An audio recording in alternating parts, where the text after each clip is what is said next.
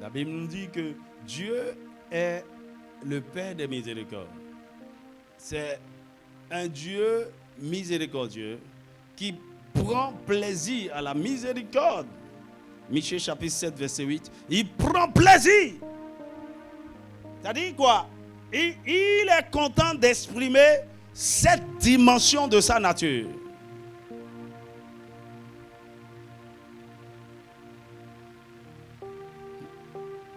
Donc, on peut dire beaucoup de choses de ce que la grâce de Dieu représente et peut faire pour nous. Oh, la grâce est puissante. Par la grâce de Dieu, nous sommes sauvés. Par la grâce de Dieu, nous avons la victoire sur le péché. Par la grâce de Dieu, nous pouvons devenir tout ce que Dieu voudrait que nous soyons. Par la grâce de Dieu, nous pouvons déplacer les montagnes. Et il y a une chose que j'ai compris. Vous pouviez être déchu de la grâce. Et la grâce que vous avez aujourd'hui, vous pouvez la perdre demain. Mais lorsque vous perdez la grâce, comment vous la retrouvez? La seule technologie qui permet de retrouver la grâce à nouveau, c'est la miséricorde. Dis-moi amen. Le diable peut vous voler certaines choses. C'est-à-dire certaines grâces, certaines vertus, certaines capacités. Si vous voulez les voir restaurées, il vous faut appliquer le mystère de la miséricorde. Alors, selon ce que nous avons compris, la raison pour laquelle Dieu met à notre disposition cette grande bénédiction, c'est parce qu'il est conscient de nos limitations en tant qu'homme, de nos faiblesses, de nos incapacités, de nos imperfections. Il sait aussi que quand bien même nous sommes venus à lui, nous sommes sauvés, nous avons reçu le Saint-Esprit, nous parlons en langue, que nous sommes en cours de transformation. Et ça va prendre du temps. Or, Dieu n'attend pas, il n'utilise pas les hommes parfaits. Il ne va pas vous attendre que vous devenez parfait avant de commencer par vous utiliser ou de faire certaines choses à travers vous. Et donc, ce sur quoi il s'appuie en attendant votre perfection s'appelle la miséricorde. Et d'ailleurs, sur cette terre, il n'y a personne qui peut atteindre ce niveau où il n'a plus besoin de la miséricorde de Dieu. Parce que nous sommes tous limités. Dis-moi amen. En fait, quand je sors même du domaine de votre vie personnelle, vous dites, oh Seigneur, fais-moi ceci, et tout ce que tu vois, c'est ta personne. Tu vois, quand vous grandissez et vous rentrez dans cette dimension où vous voulez accomplir la volonté de Dieu, où il ne s'agit plus de vous, vous voulez faire c'est-à-dire ce que Dieu désire de vous. Vous voulez accomplir votre vision. Vous voulez accomplir le but de Dieu pour votre vie. Quand vous commencez par contempler toutes les choses glorieuses que Dieu vous a dites, qu'il veut faire à travers vous, vous n'avez pas ce qu'il faut. D'ailleurs, si on vous donne 10 vies sur la terre, vous ne pouvez jamais être qualifié.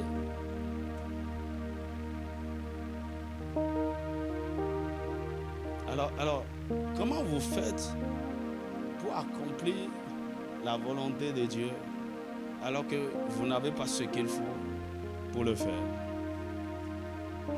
Par sa miséricorde. Dis-moi amen. C'est pourquoi la Bible dit dans 2 Chroniques 14 qu'il aide le faible et le fort. Donc, celui que nous pensons qu'il est fort, il a besoin de la miséricorde de Dieu. Est-ce que tu me suis? Parfois, détrompez-vous. Parfois, vous pouvez regarder quelqu'un, à cause de sa condition matérielle, lui, il a besoin de quoi? Et généralement, tout le monde va vers lui et pose ses problèmes pour demander de l'aide. Oh, lui-même, il a tellement besoin d'aide. Il a tellement besoin d'aide. Parce que l'argent ne fait pas tout. Il a besoin de miséricorde. Peut-être là où il est, il a tellement peur. Il a fait quelque chose, il a peur de la mort. Il a fait quelque chose, il a peur d'aller en prison. Il est dans la douleur. Il a l'argent, mais il n'est pas heureux. Il a l'argent, mais il n'a pas une vie de famille. Il a l'argent, mais il est tout le temps malade. Donc, peu importe combien vous voyez quelqu'un et qui joue le fort, vous faites croire qu'il est fort. Tout le monde a besoin de la miséricorde de Dieu. Parce que le plus fort, le tout puissant, c'est Dieu seul. Dis-moi amen.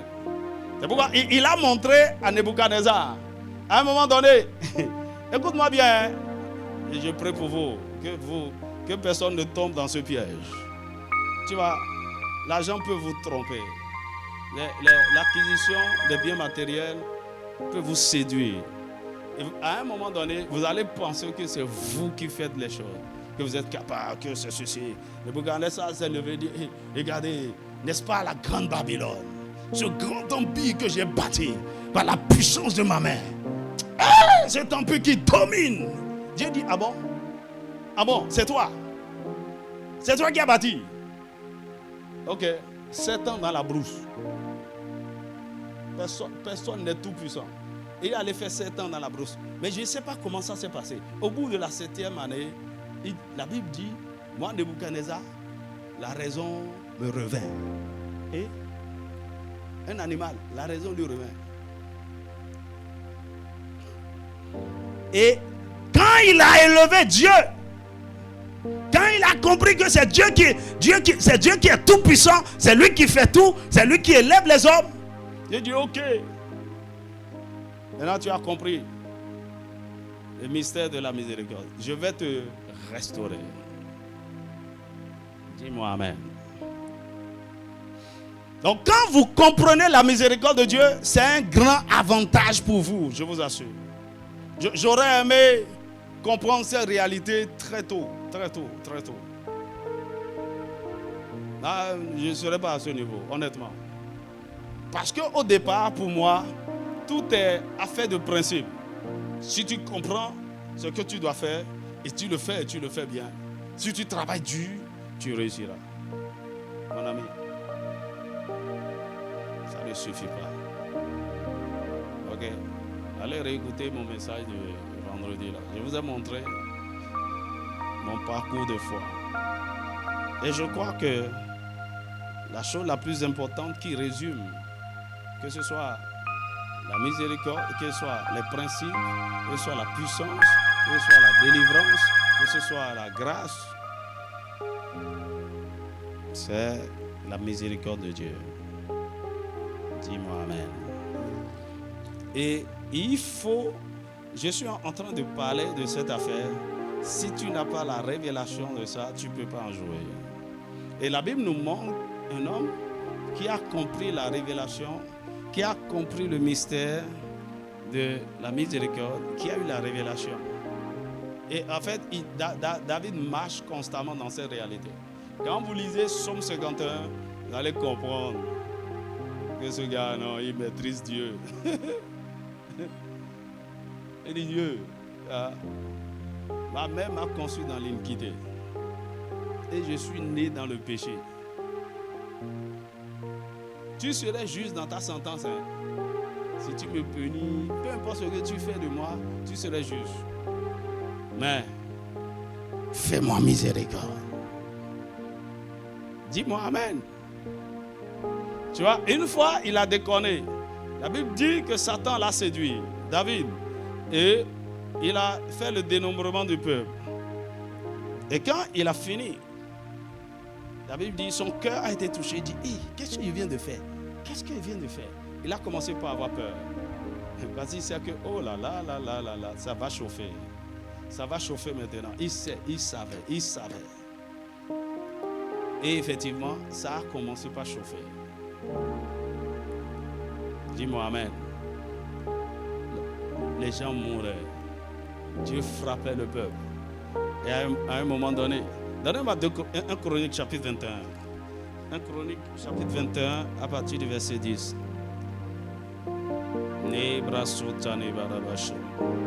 1 Chronique chapitre 21 à partir du verset 10. Mare satane brato satane brato satane. Alors, David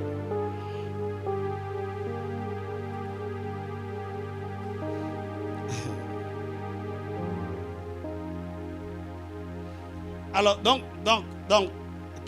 quand il a déconné, il dit qu'est-ce qu'il vient de faire? Quelque chose va se passer maintenant. Hey! Maintenant, vous allez voir la miséricorde de Dieu.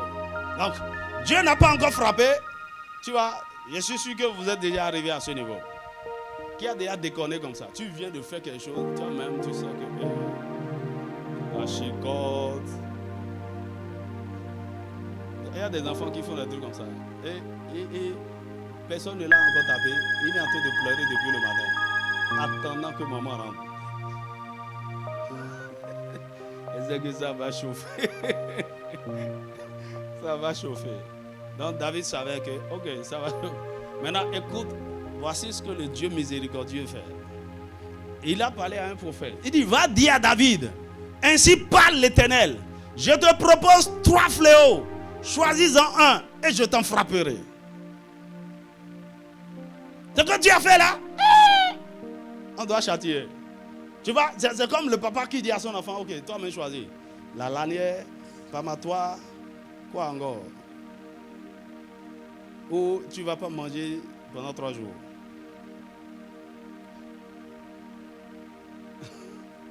Choisis-en un et je t'en frapperai. Parce que Dieu châtie. Le verset 11. Il dit, Gad alla vers David et lui dit, ainsi parle l'Éternel. Verset 12. Il dit, accepte ou 3 années de famine. Ça c'est le premier fléau. Ou 3 mois pendant lesquels tu seras détruit par tes adversaires et atteint par l'épée de tes ennemis. Deuxième fléau. Troisième fléau. Ou 3 jours pendant lesquels l'épée de l'Éternel et la peste seront dans le pays. Et l'ange de l'Éternel portera la destruction. Donc, premièrement, la famine. Quelque chose que personne ne peut contrôler. Deuxièmement, je vais te livrer pendant 3 mois entre la main de tes ennemis.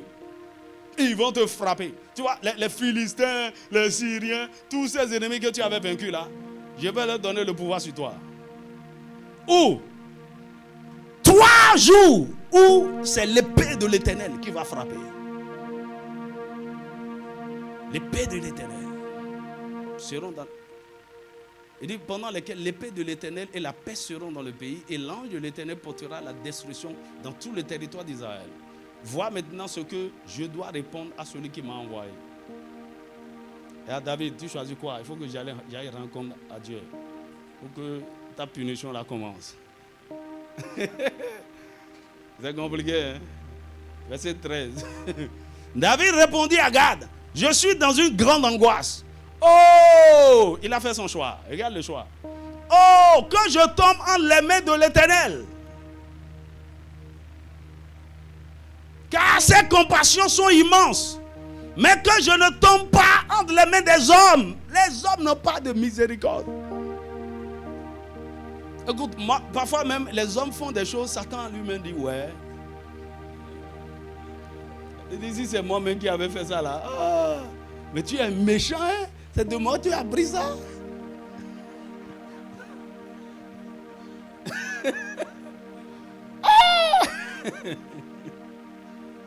Les gens disent que je suis le méchant, mais là, toi là, tu dépasses le maître. Il dit, 3 ans de famine. Ah non. On ne peut pas supporter. 3 mois entre la main de mes ennemis. Ils vont me finir. Ils vont me détruire. Caille! Tu vois, il y a un homme qui vient de mourir au Nigeria. Il a 80 ans.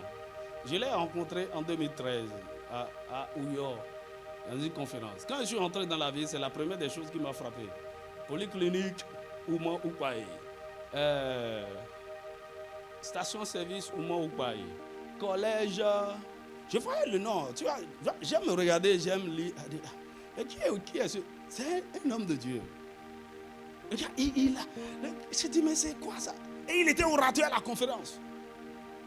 Il est venu, oh là là. Il s'est dit, mais c'est que le Nigeria, il y a des gens ici. Et gars, il a une notion redoutable, une présence. Il est riche, il est puissant, il a l'argent, il a l'onction, il a... Hey. Et un jour, j'écoutais un de ces témoignages. Il dit, un jour, le Seigneur lui a dit, il y a un jour qui va venir où je ne vais pas t'exaucer. Une seule journée. Quand tu vas prier, je ne vais pas écouter. Un jour. Un seul jour. C'est comme si Satan connaissait le jour là. Et le jour là, il y a eu un incident. Il voyageait avec sa femme et 2 de ses enfants. Et les enfants sont tombés dans l'eau. C'est comme si leur voiture est sortie du pont, rentrée dans l'eau. Et les 2 enfants sont morts. Il n'a même pas... ça c'est à quoi de prier même. Il sait qu'aujourd'hui là, et je lui ai dit aujourd'hui, quand tu vas prier, je ne vais pas exaucer. Hey! Donc les 2 enfants étaient noyés. La femme allait secourir les enfants. Et il a dit non, que je sauve au moins ma femme. Et vous savez, il allait prêcher. Après, ils ont fait sortir le corps des 2 enfants. Et cet homme, c'est un homme bizarre. Il est allé prêcher le jour-là. Mon ami, je prie qu'il n'y ait pas un jour que tu sois privé de la miséricorde de Dieu. Un jour où que Satan ne connaît jamais ce jour. Le jour où tu vas crier à Dieu et il ne va pas répondre. Hey! Donc David dit, je préfère tomber en les mains de l'Éternel. 3 jours seulement, c'est Dieu. Il dit quoi? Parce que, retournez au texte, il dit parce que c'est compassion. Il connaît Dieu. Il dit que je tombe en les mains de l'Éternel car ses compassions sont immenses. Il a dit 3 jours, non, je sais, il ne va pas faire 3 jours. Il connaît Dieu. Il a la révélation de la miséricorde. Verset 14. Vas-y vite, verset 14. Il dit, l'Éternel envoya la peste en Israël et il tomba 70 000 hommes d'Israël. Verset 15. Dieu envoya un ange à Jérusalem pour la détruire. Et comme il la détruisait, l'Éternel regarda et se repentit de ce mal. Oh. Dis avec moi miséricorde. Donc, les gens mouraient, ça tombait, ça. Et puis, Dieu lui-même a regardé. L'Éternel regarda et se repentit de ce mal. Et il dit à l'ange qui détruisait, assez! David n'a pas prié, David n'a... Assez! Retire maintenant ta main. L'ange de l'Éternel se tenait près de l'air dormant de Jébousien. Donc lui-même, il a arrêté la plaie. Mon ami, Dieu, il y a des choses, Dieu lui-même ne peut pas supporter.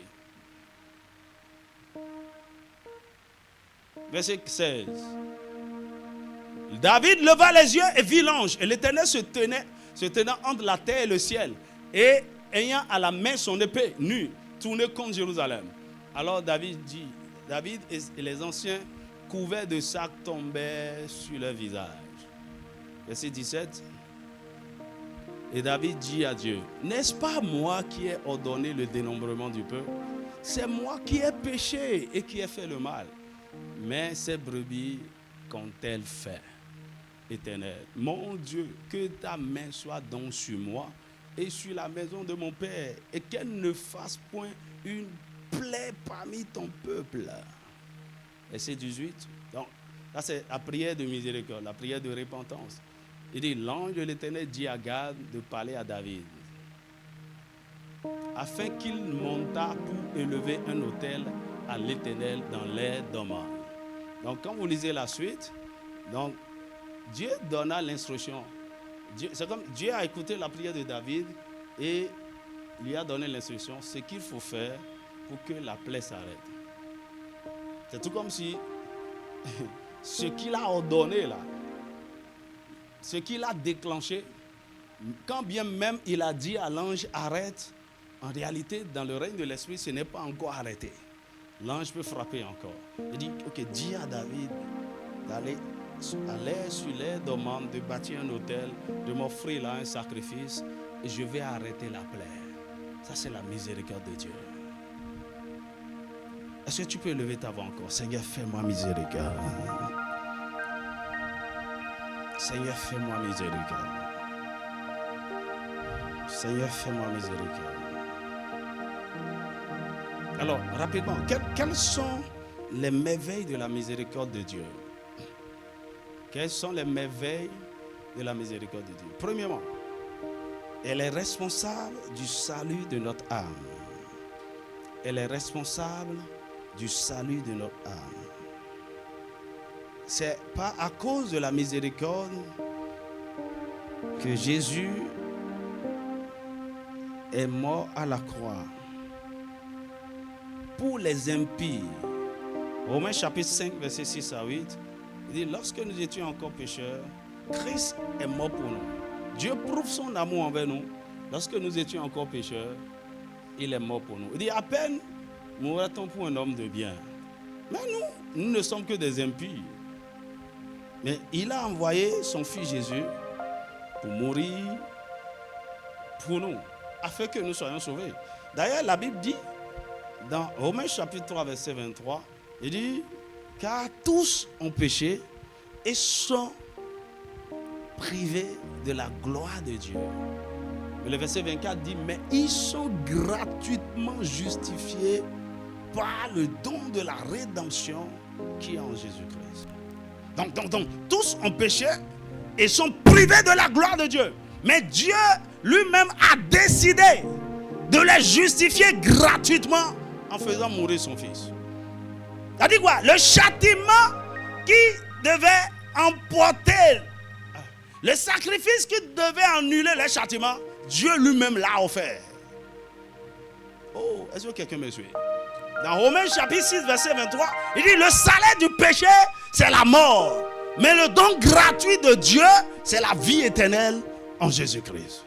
Donc, normalement, à cause du péché, nous devions tous mourir. Le salaire du péché, c'est la mort. Mais Dieu nous a fait don de la vie en faisant mourir son fils. Quand? Lorsque les hommes ne demandaient même rien. La miséricorde. Tu vois, et c'est par cette miséricorde que Rahab a été sauvée. Josué chapitre 6, verset 25. Tu vois, Dieu a dit, allez à Jéricho, détruisez toute la ville, dévouez-la pas interdit. Personne, ni même les animaux, tuez tout. Mais voici, il y a une femme. Donnez-moi Josué chapitre 6, verset 25. Il y a une femme nommée Rahab. Rahab était qui? Prostituée.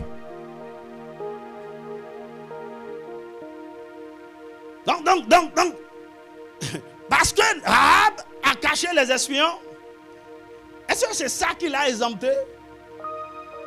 Non. Malgré tout, elle était toujours de Jéricho. Ceux-là qui étaient condamnés à mort par Dieu lui-même. Dis-moi amen. Dieu sauva cette femme avec toute sa famille et tout le monde était détruit. Pourquoi? Elle a fait quoi?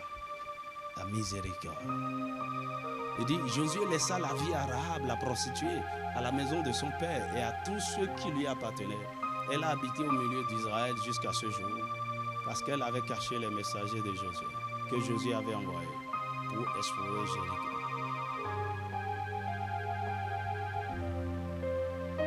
Mon ami, tu sais, parfois, il y a des gens à qui tu prêches l'évangile et dis, bon, maintenant pour sauver là, on paie quoi? Et dit, quand tu dis non, il n'y a rien à payer, tu blagues quoi? D'ailleurs, est-ce que quelqu'un comme moi, Dieu ne peut pas sauver quelqu'un comme moi? Tu ne sais pas ce que j'ai fait? Non. Quelqu'un comme moi, donc lui-même, il sait qu'il ne mérite pas d'être sauvé, qu'il attend le châtiment. Mais Dieu fait miséricorde à tous les pécheurs. pour qu'ils reçoivent gratuitement le salut en Jésus. Dis-moi amen. C'est vrai que la Bible dit que ce n'est pas sa grâce que nous sommes sauvés. Vous allez comprendre tout à l'heure que c'est la miséricorde. La grâce de Dieu découle de la miséricorde, de sa miséricorde. Amen. Donc, notre salut, c'est par la miséricorde de Dieu. Dis-moi amen. Donc toi-même, quand tu te regardes là, tu mérites quoi? Pourquoi Dieu t'a sauvé? Pourquoi il est venu vers toi? Il dit, ah! Moi, je suis quelqu'un de bien. Hein? Une jeune fille qui s'est approchée de moi. Elle dit, est-ce que tu sais que je sais pas, elle m'a dit quoi? J'ai 23 ou 24 ans. Hein? Et je suis toujours vierge. Et puis je l'ai regardé, elle a dit, et après? Tu vois, elle ne le dit pas dans un sens où la grâce de Dieu m'a gardé. C'est comme elle se glorifiait de la chose. Et après? Ça ne fait pas de toi, tu vois, le même sang qui sauve le vierge là, c'est le même sang qui sauve Rahab. Dis-moi amen. Il dit, autour de Rahab, il faut doser le sang, que la concentration devienne plus forte. Parce que le péché dont on nous sauve là, c'est le péché originel. Dis-moi amen. Dis avec moi, Seigneur, merci pour le salut de mon âme. Deuxième chose. Deuxième merveille de la miséricorde. Elle est la source du pardon des péchés. Elle est la source du pardon des péchés. Tu vois, quand vous lisez notre texte là, 1 Chronique 21, 10 à 18, c'est Dieu a pardonné à David par sa miséricorde.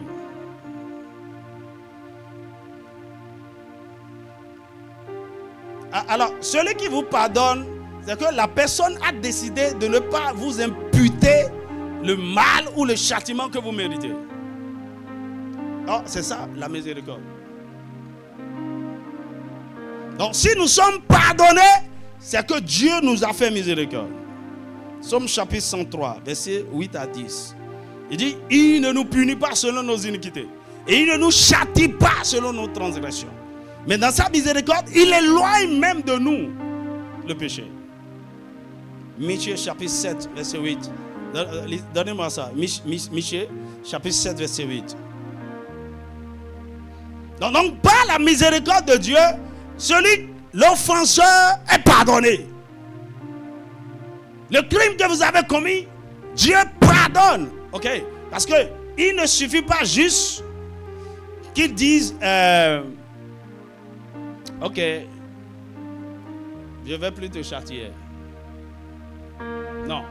Pour que cette parole soit efficace, il faut que je sois pardonné. Et là, par exemple, pourquoi Dieu exige que nous pardonnons à ceux qui nous ont offensés? On va dire a priori, bon, c'est pour que nous aussi nous soyons pardonnés. Parce que la libération de la personne, de l'offenseur, la bénédiction de l'offenseur se trouve dans le pardon que nous lui accordons. Dis-moi amen. C'est pourquoi lorsque, a priori, tu refuses de ne pas pardonner à quelqu'un, c'est d'abord un problème. Okay? C'est un problème. D'abord, non seulement pour toi, mais tu emprisonnes quelqu'un. Ok? Maintenant, pour libérer vite le prisonnier, tu dois lui accorder le pardon. Dis-moi amen. Maintenant, si tu refuses de ne pas pardonner, l'offenseur peut aller directement vers le Père des miséricordes et négocier son pardon là-bas. Que le Seigneur te donne l'entendement. Il dit, c'est ce que j'ai dit. C'est 7, 8. Adam. Donne-moi 8, 7, je vais voir. Ou bien c'est 18. 18, non? Voilà. 7, 18.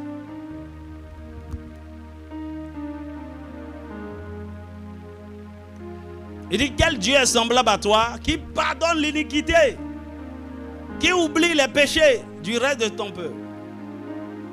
Il ne garde pas sa colère à toujours, car il prend plaisir à la miséricorde. Parce qu'il aime la miséricorde, il pardonne.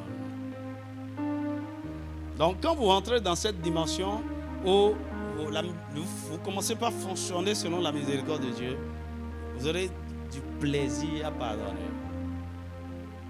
Dis-moi amen.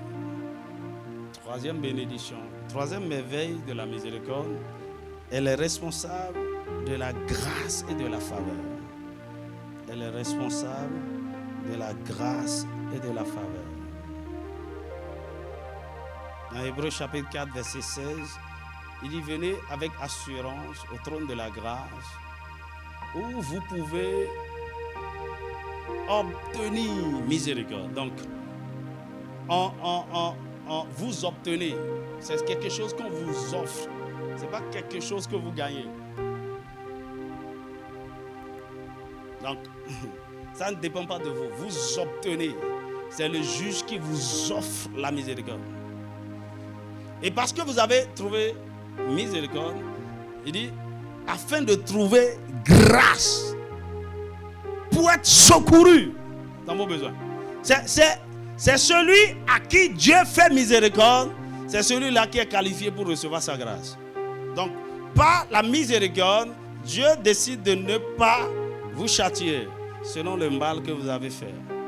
Mais au contraire, il décide de vous accorder le bonheur que vous ne méritez pas. Dis-moi amen. C'est pourquoi dans Ésaïe chapitre 30, verset 17, verset 18 et 19, il dit, cependant, je me lèverai, je vous ferai miséricorde, je vous ferai grâce. Dis-moi amen. Alors ici, il faut voir la grâce de Dieu en termes d'élection. C'est-à-dire quoi? Lorsque Dieu fait grâce à quelqu'un, c'est que Dieu le choisit de préférence à d'autres. Dieu le choisit au milieu de beaucoup de personnes. Non pas parce qu'il a fait quelque chose de meilleur, non pas parce qu'il est juste, mais parce qu'il a trouvé grâce aux yeux de l'Éternel. Est-ce que quelqu'un me suit? Quand vous comprenez ça, lorsque Dieu vous choisit, ok, par exemple, je suis un jeune homme, je vais choisir une femme. Et dans les milieux ou dans le contexte où l'intention du prince est connue, toutes les jeunes filles se préparent pour être choisies. Et il y en a qu'on voit, voici les favoris. Les plus belles, les plus talentueuses, celles qui sont issues de familles nobles, celles qui sont... Et le prince qui a le bon sens a laissé toutes ces belles filles qualifiées en griffe pour aller choisir une simple femme, peut-être une domestique, une femme méprisée. Ça, c'est la grâce. Dis-moi amen. Donc, ce n'est pas la grâce qu'on est marié. Donc, il ne faut pas regarder un homme après et dire, j'ai appris que tu veux te marier avec Georgette. Qu'est-ce que c'est là? Je n'ai pas. Regarde. Pourquoi tu l'as choisi?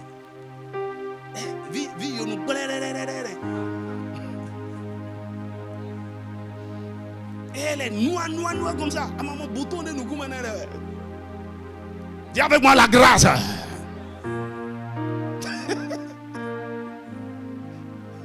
Vous serez choqués. Ça là, je l'ai remarqué plusieurs fois dans le mariage. Et tu vois, la demoiselle d'honneur est de loin très belle plus que la mariée. Elle sera demoiselle d'honneur pour beaucoup de mariages. Pourquoi, mon ami, que toutes les jeunes filles disent, célibataires, mets ta main sur la... Seigneur, fais-moi grâce. Seigneur, fais-moi grâce. Tu vois, ce n'est pas que vous avez fait quelque chose, la grâce vous a localisé. Pourquoi? On vous a fait miséricorde. D'ailleurs même, la personne connaît beaucoup de choses qui vous disqualifient. On l'a informé même des choses qu'elle ne devrait pas savoir. Il dit, ah bon? Et bizarrement, ce sont ces choses négatives-là qui renforcent sa conviction. Ah, je ne voyais même pas ces trucs. Ah bon, elle est comme ça? C'est elle que j'ai choisi quand même.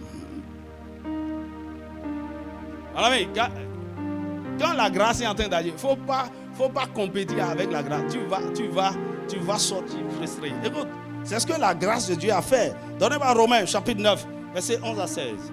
Romains chapitre 9, verset 11 à 16. Donnez-moi ça vite. Romains chapitre 9. Alors, voici Rebecca qui est enceinte. Et la grossesse la dérangeait. Elle est allée prier. Et Dieu lui dit, oh, il y a 2 nations dans ton ventre. Mais le plus petit va assujettir le grand. D'ailleurs, à leur naissance, elle dit, quand Esaü sortait, Jacob lui tenait le pied. Donc, il était quand même le premier.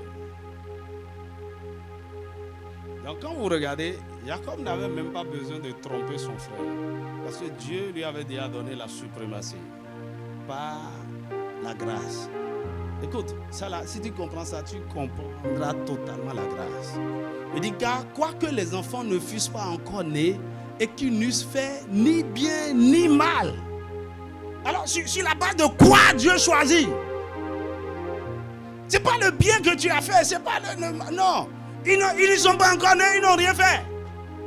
Ou bien, on peut scanner les enfants dans le sein maternel et dire, ah, celui-là, il cogne trop la tête. Là. Il dit, et qu'il n'eût fait ni mal ni bien, afin que le dessein d'élection de Dieu subsista, sans dépendre des œuvres, et pas la seule volonté de celui qui appelle. Ça ne dépend pas de vos œuvres, de ce que vous avez fait, non. Ça dépend de la volonté de Dieu. Ça dépend de sa souveraineté. Verset 12. Verset 12.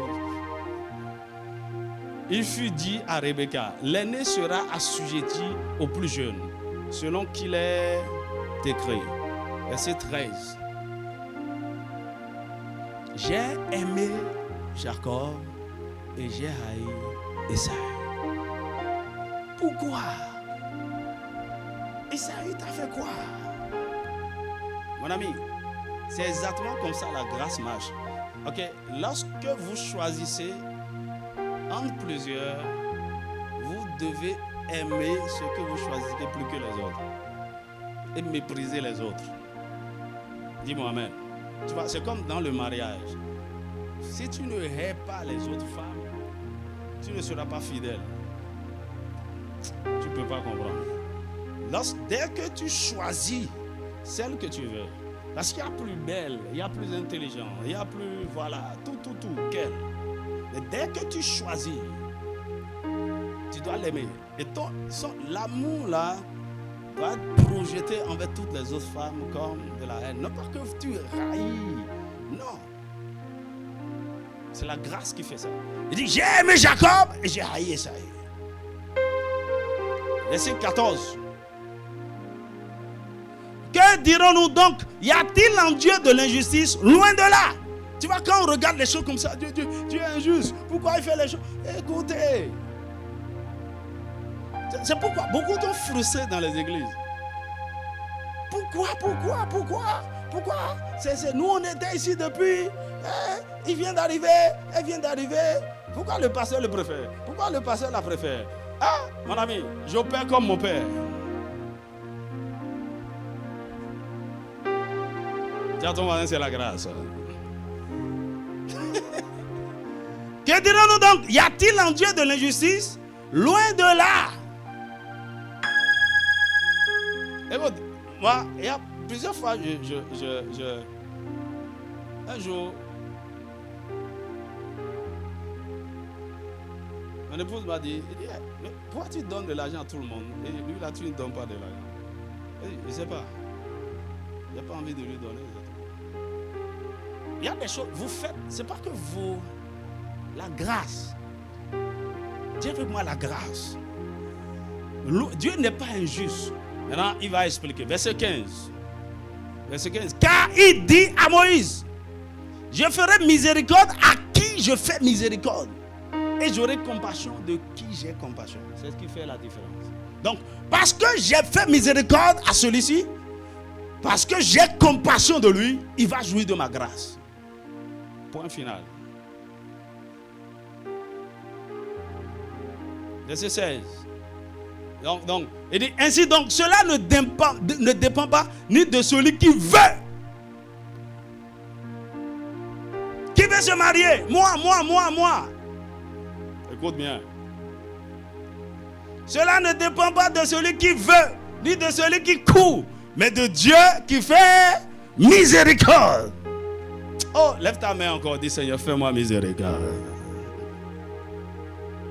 Ce n'est pas celui qui veut, ce n'est pas celui qui peut, ce n'est pas celui qui monte, qui a certains avantages. Non, mais celui à qui Dieu a fait miséricorde. Dis-le encore, Seigneur, fais-moi miséricorde.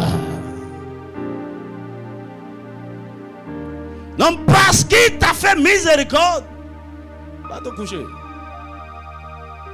Parce que tu as appris. Demain soir, je vais te montrer comment on négocie la miséricorde devant Dieu. Tu vois, ce n'est pas que... C'est vrai que dans sa souveraineté, Dieu peut faire miséricorde. Il fait miséricorde à tout le monde. Mais dans certains cas, vous pouvez provoquer sa miséricorde en faisant certaines choses. Oh, pardon, il ne faut pas manquer demain soir. Je vais te donner même une instruction par rapport à ça, à la fin. Quatrième merveille, elle est la source des transformations surnaturelles et des grands accomplissements. La miséricorde est la source des transformations surnaturelles et des grands accomplissements.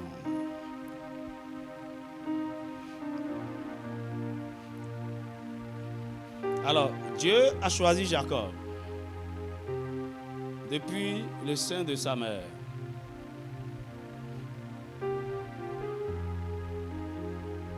Après, Jacob se comportait comme quelqu'un qu'on allait maudire, comme quelqu'un qui ne pouvait pas jouir de la grâce de Dieu. Écoutez, faites attention. Parfois, ceux à qui Dieu a fait beaucoup de grâce là, il peut beaucoup déconner. Il ne faut pas les juger. Vous serez surpris. Dieu a sa manière de les récupérer. Dis-moi amen. Tu vois, l'enfant qui fera le bonheur des parents là, c'est lui qui leur cause beaucoup de problèmes pendant l'enfance. On dit, oh, c'est un cas. Tu vois, on m'a raconté l'histoire de... Non, j'ai écouté l'histoire de... C'est une famille, je crois qu'ils sont 6 ou 7 enfants. Une famille chrétienne. Et puis, un jour, un ami de la famille a appelé des États-Unis. Et il dit au père, le Seigneur m'a mis à cœur de faire venir aux États-Unis un de tes enfants. Est-ce que tu peux m'envoyer le nom? Et le père a envoyé le nom de 6 sur 7, sans le cas.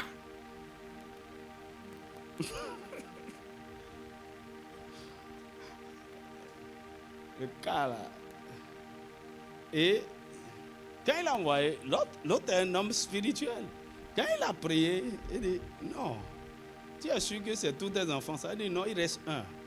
Il dit, mais pourquoi tu n'as pas mis son nom? Il dit, je ne veux pas que tu sois au commissariat tout le temps. Je ne veux pas que tu regrettes de l'amener aux États-Unis et il va te créer trop de problèmes. Regarde, cet enfant, c'est la honte de la famille. Et l'homme dit, attends, je te rappelle. Le lendemain, il rappelle. Il dit, c'est lui là, c'est lui que Dieu veut que j'amène. Amen. Dès qu'il est descendu aux États-Unis, la première semaine, il a reçu Jésus. Écoutez, le salut de certaines personnes, ça dépend de la géographie. Hein. Il y a quelqu'un ici, tu seras sauvé au Canada. Dis Amen. Chanel, voilà. Donc tu n'es pas encore sauvé ici.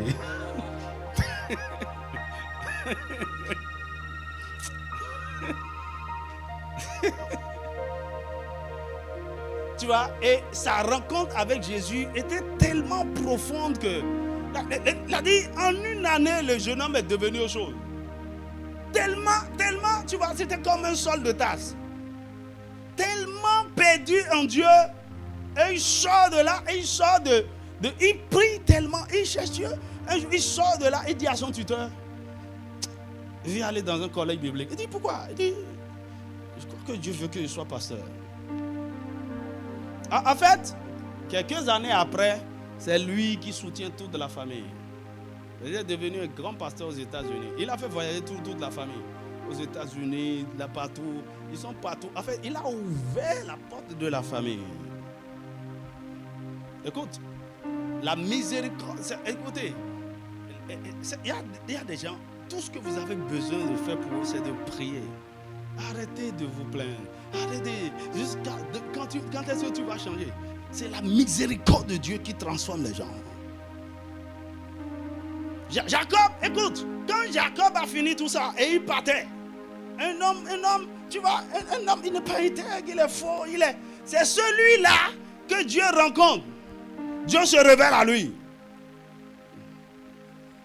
Il dit, je vais te bénir, je vais faire ceci. Dieu lui a retiré la promesse qu'il avait faite à Abraham et Isaac, son père. Et dans la maison de Laban, Dieu a laissé qu'il soit... Il a été trompé pendant 14 ans. Le trompeur sera trompé un jour. Mais après, le Seigneur a eu miséricorde de lui. Il a eu pitié de lui. Et au bout des 6 dernières années, Dieu l'a rendu puissamment riche. Maintenant, quand il rentrait avec 2 femmes, 11 enfants, des biens énormes, quand il rentrait, c'était toujours Jacob le filou. Oh, voici Israël, celui par qui les 12 tribus d'Israël doivent établir. En fait, Dieu n'a pas le choix que de le transformer. Écoute, quand vous lisez le texte de Genèse 32, là, on va pas lire, okay, tout le monde connaît le texte. Genèse 32, versets 24 à 30. C'est là où l'ange de l'Éternel l'a rencontré. Et il a lutté avec Dieu. Et l'ange dit à la fin, quel est ton nom? Je change ton nom parce que tu as lutté avec Dieu, tu as été vainqueur. En nous, un homme peut-il lutter avec Dieu et être vainqueur? Réfléchis à ça. Comment Dieu dit, tu as lutté avec Dieu?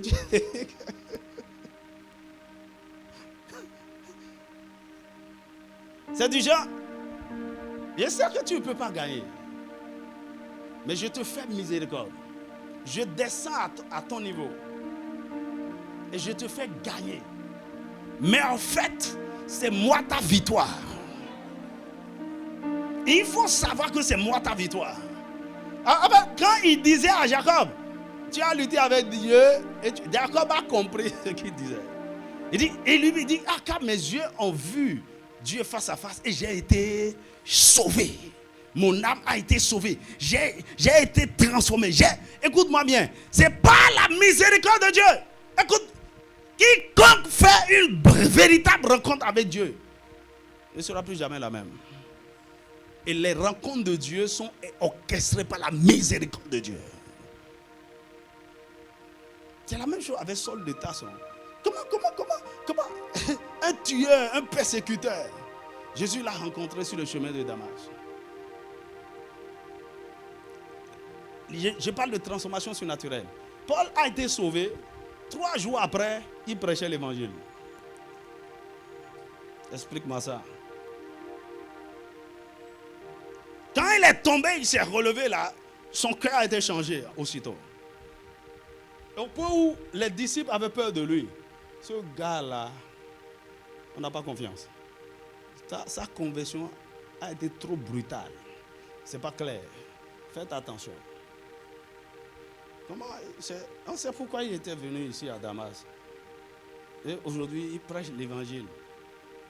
Le gars, il veut nous marquer un coup grave. Non, Dieu l'a rencontré. Je prie que tu rencontres Dieu. La miséricorde de Dieu va t'amener pendant ces 110 jours à une rencontre qui va te transformer totalement. On ne va plus te reconnaître. Les faiblesses, les péchés, ces choses dans lesquelles tu es enfoncé vont perdre leur pouvoir sur toi. Mieux, Dieu va te changer de nom. Il dit, tu ne seras plus Jacob. Désormais, tu seras Israël. Rencontre avec Dieu. Tu vois, écoute, celui qui a peur d'aller rencontrer son frère, c'est lui là que Dieu va rencontrer. Et quand il a rencontré Dieu, il n'avait plus peur de rencontrer son frère. Et quand il a rencontré son frère ne pouvait plus rien faire. Parce que celui qu'il cherchait et à qui il voulait faire du mal est mort. C'est un autre homme. Mon ami, il y a une rencontre que tu vas faire. Oh, dis-moi un vrai amen. Ceux qui te cherchaient, ils vont te voir et dire, est-ce que tu ressembles un peu à... Mais c'est pas toi, je sais que c'est pas toi. Oh, dis-moi un vrai amen. C'est pourquoi, par sa miséricorde, Dieu disait par la bouche de Paul, il parlait aux chrétiens de Corinthe, dans 1 Corinthiens chapitre 1, verset 26 à 29. Il dit, regardez, parmi vous tous qui avez été appelés, il n'y a ni beaucoup de forts, ni beaucoup. Dieu a choisi des choses faibles, des choses folles, méprisées, viles de ce monde. Alors, et quand vous regardez, le faible que Dieu choisit devient fort. Le méprisé devient le célébré. Celui qui est indigne devient un objet d'honneur. Dis-moi amen. Ça, c'est le mystère de la transformation par la miséricorde de Dieu. Il dit à la fin, c'est pour que personne ne se glorifie. C'est la main de Dieu, la miséricorde de Dieu a fait cela.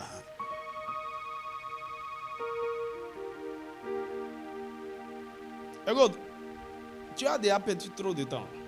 Il y a un chemin que quelqu'un peut emprunter et au bout de quelques années, on peut voir une transformation. Mais mon ami, tu n'as plus ce temps-là. Le Seigneur va te transformer de façon surnaturelle. Par sa miséricorde, il y aura des rencontres extraordinaires. Apôtre dit, il dit, moi qui étais un avorton, un persécuteur, Dieu a fait de moi un apôtre. Hey! Dis avec moi transformation surnaturelle. Oh, laissez-moi finir moi ça, parce que ce truc, 5e merveille de la miséricorde. Elle est la raison des appels étranges au ministère ou à des missions particulières. C'est la raison des appels étranges au ministère ou à des missions particulières. Donc vous allez voir dans Actes chapitre 26, verset 13 à 19, comment Dieu a choisi Paul. Ça, c'est la miséricorde de Dieu. Tu veux choisir un apôtre pour te représenter, pour prêcher la bonne nouvelle. C'est le persécuteur, celui qui a persécuté ton église, celui qui a tué tes disciples. C'est lui que tu vas choisir. Ça, c'est la miséricorde de Dieu. Et Paul dit dans 1 Timothée, chapitre 1, verset 12 à 13, il dit, moi qui étais un blasphémateur, un persécuteur, Je rends grâce à Dieu parce qu'il m'a jugé fidèle en m'établissant dans le ministère. Pourquoi? Parce qu'il m'a fait miséricorde. Quand vous lisez Exode chapitre 4, verset 1 à 17, vous allez voir le choix de Moïse. Tu vois, quand Dieu choisit, il choisit les gens avec des imperfections, des incapacités, des limitations. En fait, c'est pour que lui seul soit glorifié à la fin. C'est pour que celui qui est appelé là sache que sans la miséricorde de Dieu, il ne peut pas réussir. Moïse dit, choisis qui tu veux. Je ne sais pas parler. J'ai des problèmes. Je ne peux pas. Et Dieu l'a choisi. Même chose avec Abraham. Abraham était issu d'une famille idolâtre. Maintenant, quand tu veux choisir un homme par qui tu veux susciter un peuple, il faut aller ailleurs. Pourquoi tu choisis cet homme au milieu des idoles? Dieu a fait miséricorde à Abraham. Le Seigneur te fait miséricorde. C'est pourquoi n'aie pas peur lorsque Dieu te parlera, ou bien il t'a déjà parlé. Il dit, ma fille, voici ce que je veux que tu fasses. Il dit, ouais Seigneur, il ne faut pas avoir peur. Par ta miséricorde, je le ferai. Le Seigneur te dit, tu vas témoigner de moi aux États-Unis.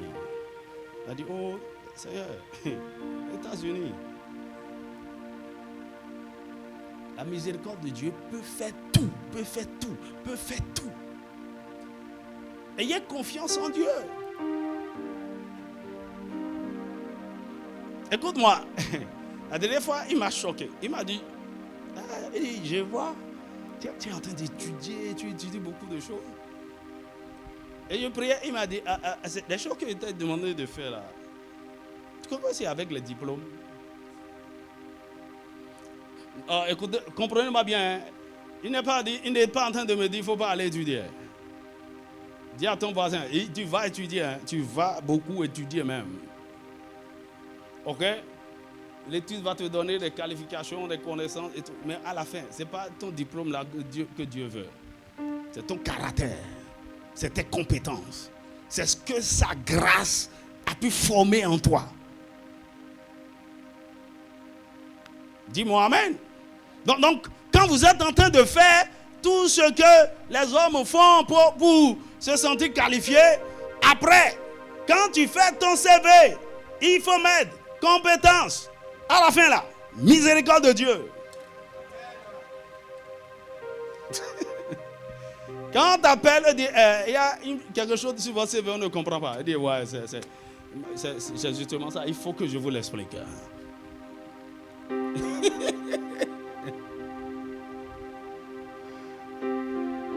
Dis-moi amen. 6. La miséricorde de Dieu, elle est responsable de l'annulation des jugements ou châtiments sur l'homme. Annulation des jugements ou châtiments sur l'homme. Jacques chapitre 2 verset 13, il dit celui qui... C'est un test très puissant. Ok, laissons la première partie du test pour demain. La deuxième partie dit que la miséricorde de Dieu triomphe du jugement. Peu importe les jugements que Satan a mis sur toi, lorsque Dieu te fait miséricorde, le jugement est annulé. C'est comme si vous avez été condamné à un tribunal, le jugement a été prononcé, et puis vous allez faire appel au niveau d'une cour supérieure. La cour supérieure a la capacité de casser le jugement qui était rendu ailleurs. Donc, vous étiez condamné de l'autre côté, mais ici, on peut vous déclarer vainqueur. Dis-moi amen. Et c'est ce qui se passe au trône de la grâce. Alléluia. Dans Psaume 37, versets 32 à 33, il dit, le méchant épie le juste pour le faire mourir, mais l'Éternel ne le laisse pas entre ses mains. Même si il est en jugement, il ne le laisse pas condamner. Ça, c'est la miséricorde. Donc, le méchant t'a épié. Hein. Il a recueilli des raisons valables, des preuves et tout, des chefs d'accusation pour te faire du mal. La Bible dit premièrement, Dieu ne le laissera pas faire. Même au cas où tu es en jugement, on veut te condamner, il va arrêter le jugement. Parce qu'il est le juge suprême. Donc toutes les fois que par la révélation de la miséricorde, vous allez devant le trône de Dieu pour implorer sa miséricorde, vous serez acquitté. Tu vois, j'ai vu ça une fois. Il y a un ami qui m'a appelé, il dit, mon père ira en prison. Il a fait quoi? Il m'a expliqué le truc. J'ai dit, vraiment, il ira en prison. Il a déconné. Il dit, mais Dieu peut lui faire miséricorde. Il dit, comment? Il dit, Dieu peut lui faire miséricorde. Je vais présenter son cas à une cour supérieure. Il dit, ok. Il ne comprenait même pas ce que je disais. Mais il voulait qu'on prie, on prie. Il dit, c'est quand la date de l'audience? Lui-même, il avait tellement peur qu'il ne s'est pas présenté. C'est son avocat qui l'a envoyé. Mais j'étais dans la salle d'audience. J'ai posé un acte. Et puis il traînait pour le truc là. Il a dit, mon frère, moi je ne peux pas attendre. Il dit, parce qu'il faut attendre, non. On va appeler le cas. J'ai dit, j'ai déjà réglé le cas. Quand le juge va sortir tout à l'heure, va appeler son dossier, tu vas voir ce qui va se passer. Le juge est sorti, a appelé son nom, son avocat a dit, voilà, il est empêché. Il dit, ok, bon, avec ce que nous voyons là et tout, nous n'avons pas suffisamment de preuves, ce dossier est classé. Oh, il y avait tellement de choses. Bon, la miséricorde de Dieu peut vous exempter. Quand tu vas créer des choses dehors là-bas, il ne faut pas fuir la présence de Dieu. Il faut courir vers Dieu. Et dire, Seigneur, hey! Tu vois, un enfant criminel que tout le monde est en train de pourchasser dehors est toujours aimé par sa maman. Il dit, maman, donne-moi si moi, il dit, il dit, ok, ne t'en fais pas. Je vais te faire sortir de là. Ça, c'est le cœur de Dieu. La miséricorde annule le jugement. Notez Ésaïe chapitre 10, verset 24 à 27. Ésaïe 10, 24 à 27. 7. Elle est responsable des délivrances divines. Dis avec moi, délivrance divine. Le Seigneur te délivrera certainement. Exode chapitre 15, verset 13. Donnez-moi ça rapidement. Exode chapitre 15, verset 13. Notez aussi Psaume 136, verset 10 à 12. Psaume 136, verset 10 à 12. Exode 15, 13. On va lire ça au moins. Exode 15, 13. Soyez rapide. Il dit, par ta miséricorde, tu as conduit, tu as délivré ce peuple. Par ta miséricorde. Écoute. Est-ce que vous savez, le Seigneur délivre même des gens qui n'ont pas Jésus. Oh, tu ne comprends pas.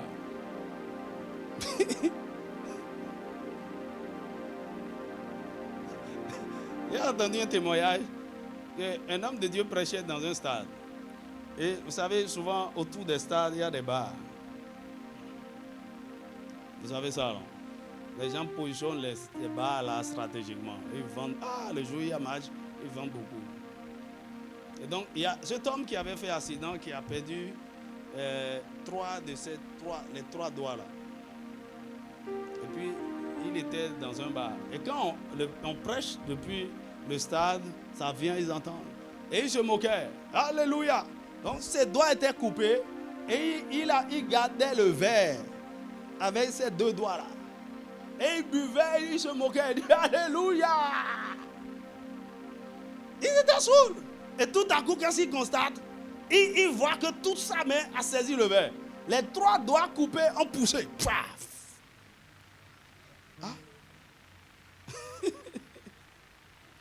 Dis avec moi miséricorde. Et il est allé à l'hôtel là, avec sa bouteille. Il dit, je veux témoigner. Le Seigneur va te délivrer. Le Seigneur accordera à quelqu'un une grande délivrance. Une grande délivrance. Une grande délivrance. Il va te délivrer de cette addiction. Pendant ces 110 jours, il va te délivrer de cette oppression, de cette maladie, de cette prison. Dans le nom puissant de Jésus, ce lien d'iniquité est brisé maintenant par la miséricorde de Dieu.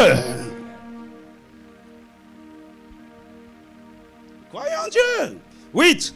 Elle est responsable de la visitation divine. Dis avec moi, visitation divine. Quand Dieu visite souvent les gens, ce n'est pas qu'ils ont tellement prié, ils ont tellement appelé Dieu et Dieu les a visités. Non, Dieu visite par sa miséricorde. Quand tu vois l'histoire de ce paralytique à la piscine de Bethesda, Jean chapitre 5, verset 1 à 9, la Bethesda veut dire la maison de la miséricorde. Cet homme ne connaissait pas Jésus, cet homme ne priait pas Jésus, il était là incapable d'être guéri malgré qu'il y ait une solution devant lui. Jésus est venu le rencontrer, il l'a visité au milieu de beaucoup de malades, il a été visité lui seul, il est venu jusqu'à lui. Veux-tu être guéri? Pendant qu'il parlait, je n'ai personne. Il dit, prends ton lit et marche. Le Seigneur va te visiter au milieu des multitudes. J'ai dit, le Seigneur va te visiter. Par sa miséricorde, tu seras délivré par la visitation divine. Dans Actes chapitre 3, verset 1 à 8, tu vois ce boiteux à la belle porte du temple. Toujours, la Bible dit, on vient le poser là chaque fois pour qu'il fasse des aumônes. Et donc, il ne s'attendait pas à une guérison. Tout ce qu'il espérait chaque jour, c'est d'avoir quelques jetons pour manger. Mais ce jour-là, Dieu avait planifié une visitation. Dieu le visitait sous forme d'homme. Jean et Pierre allaient dans le temple. Ils lui ont dit, oh, nous n'avons ni or ni argent à te donner, mais au nom de Jésus, lève-toi et marche. Je prie pour toi. La visitation de Dieu va te localiser. Et ce que tu n'espérais pas deviendra une réalité dans ta vie. Dans le nom puissant de Jésus. Dieu visite encore. Il ne cherchait pas une guérison.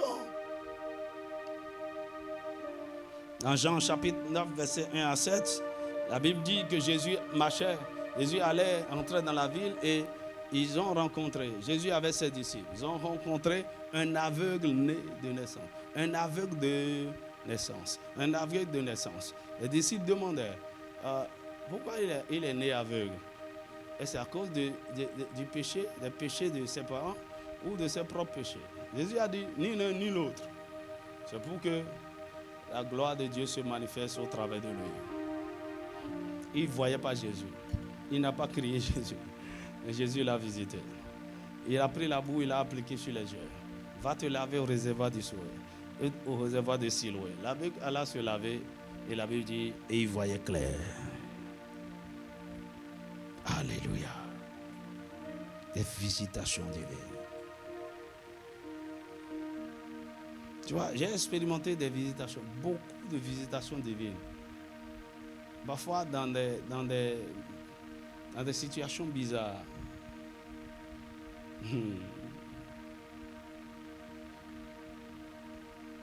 Il te parle à des moments tu ne peux pas comprendre. Tu vois, un pasteur a témoigné. Il dit Dieu l'a visité dans une boîte de nuit. Il dit il était en boîte de nuit. Il dansait. Et il a vu écrit sur le mur, le salaire du péché, c'est la mort. C'est venu en flash comme ça. Pff, c'est fini. Il est apôtre aujourd'hui. Le Seigneur va te visiter. Le Seigneur va te visiter. Dis-moi un vrai amen. La miséricorde de Dieu est responsable des prodiges de Dieu. Dis avec moi des prodiges de Dieu. Psaume 136, verset 4. Donnez-moi ça. Psaume 136, verset 4. Ne brasota ne brato shaka. Psaume 136, verset 4. Les prodiges. Les prodiges sont des interventions surnaturelles de Dieu qui produisent des œuvres extraordinaires qu'on ne peut pas expliquer. Il dit celui qui seul fait de grands prodiges, car sa miséricorde durera toujours. Par sa miséricorde, il fait de grands prodiges, des signes et des merveilles. Un exemple, c'est dans Matthieu 14. Des foules ont suivi Jésus pendant 3 jours. Et à la fin, Jésus les regardait et dit, oh, ça fait 3 jours qu'ils sont avec moi. Oh, ils doivent avoir faim. La Bible, Jésus eut compassion d'eux. Il dit à ses disciples, on ne va pas les renvoyer comme ça. On va leur donner à manger. La compassion. Les disciples ont dit non, il faut les renvoyer, ils n'ont qu'à aller dans les villages voisins. Jésus dit non. Je suis un Dieu compatissant. Ils vont manger avant de rentrer. Dieu avec moi miséricorde. Et donc, la miséricorde a poussé Jésus à multiplier 5 pains de poissons. Ils ont mangé à satiété. Des prodiges. Je n'ai pas le temps, sinon j'allais te donner beaucoup d'exemples de prodiges provoqués par la miséricorde. 10. La miséricorde elle est responsable de l'accès à notre héritage en Christ. La miséricorde, elle est responsable de l'accès de notre héritage en Christ. Psaume 136, versets 21 à 22. La Bible dit, il leur a donné l'héritage des nations. Dis-moi Amen. Est-ce que vous savez que vous n'avez pas besoin d'être un enfant correct pour être héritier si vos parents partagent l'héritage? C'est vrai, il y a des parents terribles qui donnent.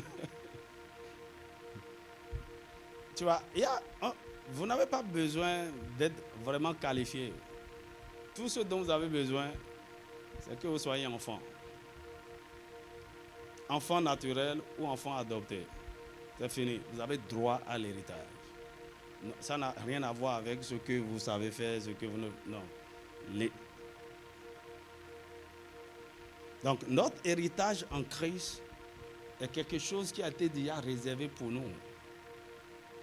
Et lorsque nous venons à Jésus, c'est la miséricorde de Dieu qui nous donne accès à cela.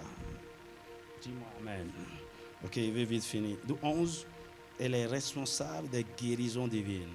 La miséricorde est responsable des guérisons divines.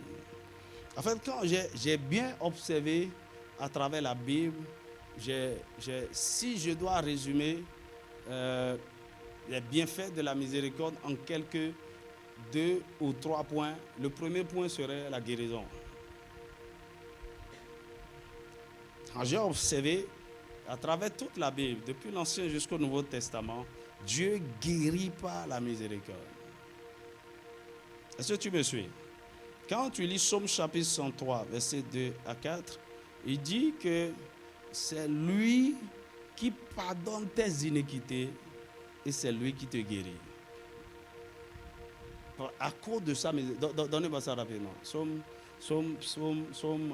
103, versets 2 à 4.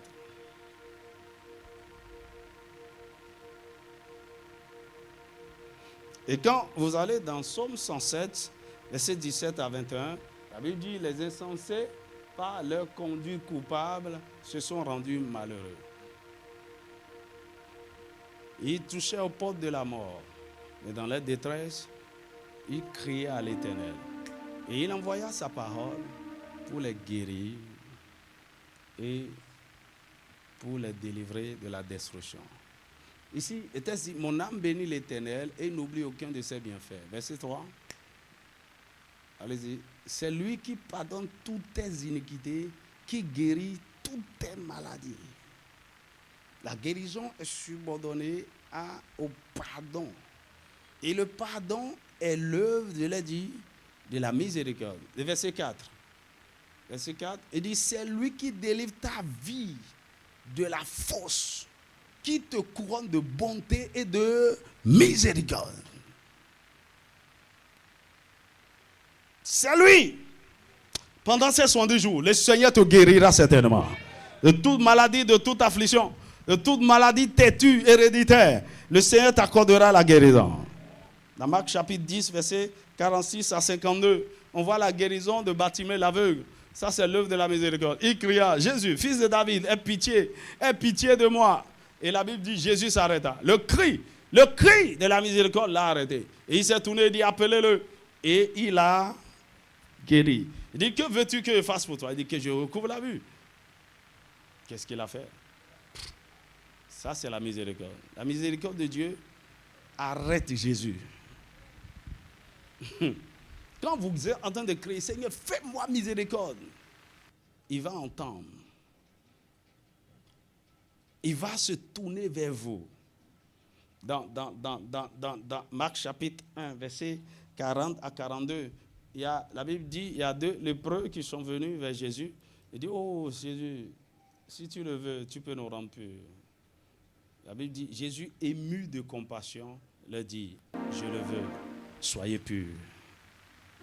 Donc il les a touchés. Tu vois ce que la miséricorde fait? Oh, il n'avait pas le droit de les toucher selon la loi. Et aussi selon la science médicale. Il allait se contaminer. Mais la miséricorde, par la miséricorde, il les a touchés. Le Seigneur va te guérir. Dis-moi Amen. 12. Elle est responsable des révélations divines et de la manifestation de la gloire de Dieu.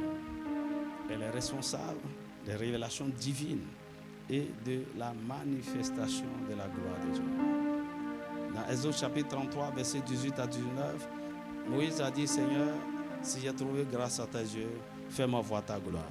Dans Exode 34, verset 6 à 7, Dieu lui a révélé sa gloire. En fait, la Bible dit que la gloire de Dieu, c'est ce que Dieu aime, c'est la connaissance de l'Éternel. Et ceux qui cherchent Dieu, ils sont honorés. Dieu veut que nous le connaissions. Mais il y a une chose que je peux vous dire. La connaissance de Dieu, c'est par révélation. Et la révélation est l'œuvre de la miséricorde de Dieu. Et dis-moi Amen. Tu vois, il y a beaucoup de théologiens. Ils ont des doctorats. Professeurs en ceci, en divinité, en christologie. Ils vont t'expliquer toutes sortes de choses. Mais ils n'ont pas la vraie révélation. Ils ont la connaissance de la lettre. Ils ne sont même pas nés de nouveau. Ils ne connaissent même pas le Dieu dont ils sont en train de parler. Dis-moi Amen. Parce que la connaissance de Dieu, c'est par révélation. Et Dieu se révèle à qui il veut par sa miséricorde. Écoute-moi. Vous pouvez vous asseoir et dire, Seigneur, révèle-toi à moi. Et lisez la Bible comme vous voulez. Si Dieu ne vous fait pas miséricorde, vous n'allez rien trouver.